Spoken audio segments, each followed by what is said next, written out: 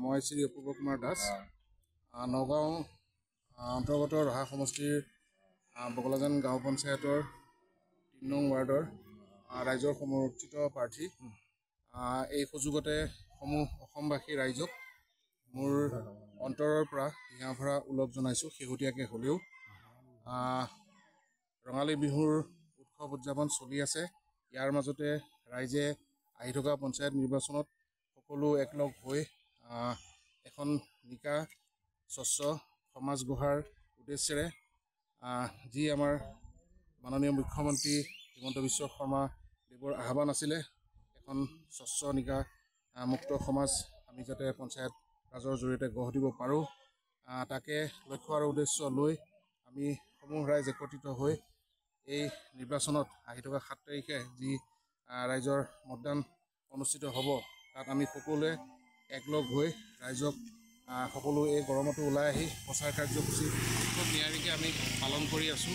ৰাইজৰ বিপুল সঁহাৰি পাইছোঁ, মনৰ ভাৱ প্ৰকাশ হৈছে। আমি আশা ৰাখিছোঁ আহি থকা নিৰ্বাচনত ৩ নং ৱাৰ্ডত বিশেষকৈ গুৰিমাৰীত আমি বিপুল ভোটত জয়যুক্ত লাভ কৰিম। আৰু আমাৰ অন্তৰ্গত 10টা যি ৱাৰ্ড আছে বগলাজান পঞ্চায়তৰ, কাকতি গাঁও 1 নম্বৰৰ পৰা ধৰি তেতেলীখৰা পাৰলিগুৰি, এই বৃহত্তৰ অঞ্চলত আমি সমূহতে জয়লাভ কৰিম, বিজয় ধ্বজা উৰুৱাম। এইটো হয় দাদা, আপোনাৰ এই ৰাইজে যে আপোনাৰ গাঁও গুৰিমাৰী গাঁৱৰ ৰাইজে যিটো বিশ্বাস আৰু আস্থা দেখি আপোনাক আগুৱাই নিছে আৰু প্ৰাৰ্থিত্ব প্ৰদান কৰিছে, আৰু এই উৎকট গৰমৰ মাজতে দুপৰীয়া আজি ঘৰে ঘৰে প্ৰচাৰ চলাইছে, অভূতপূৰ্ব সঁহাৰি পাইছে। এনেকুৱা মই দেখাও নাই, আমি ৱাৰ্ডত মই বহুত নিৰ্বাচন কৰিছোঁ। হয়, ই খুব আচলতে ইতিবাচক দিশ।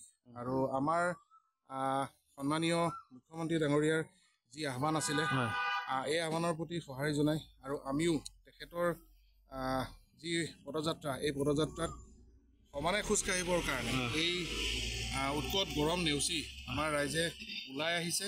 আৰু আমি আশা ৰাখিছোঁ যি মুখ্যমন্ত্ৰী মহোদয়ৰ যি আশ্বাস আছিলে, সেই আশ্বাসক বিশ্বাসত ৰূপায়িত কৰিব আৰু সমগ্ৰ অসমতে আমাৰ বিজয় ধ্বজা উৰুৱাবলৈ আমি সক্ষম হ'ম।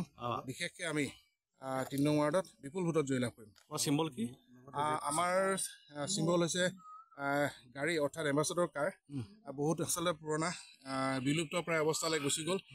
গতিকে আমি ৰাইজৰ মাজত পুনৰ এই গাড়ীখন লৈ আহিছোঁ, যাতে ৰাইজে উক্ত ছবিত ভোট দি আমাক বিপুল ভোটত জয়লাভ কৰায়। সকলোৱে যাতে গাড়ীত উঠাৰ মনৰ হাবিয়াস পূৰণ হয়। আপোনাৰ জিলা পৰিষদ কি? মোৰ জিলা পৰিষদ আপোনাৰ নগাঁও চাপৰমুখ জিলা পৰিষদ। ইয়াতে আমাৰ বিজেপিৰ জোনালীম দাস ডেকা বাইদেউ আছে, আৰু এপি মেম্বাৰ আছে আমাৰ মীনাক্ষী দাস লস্কৰ।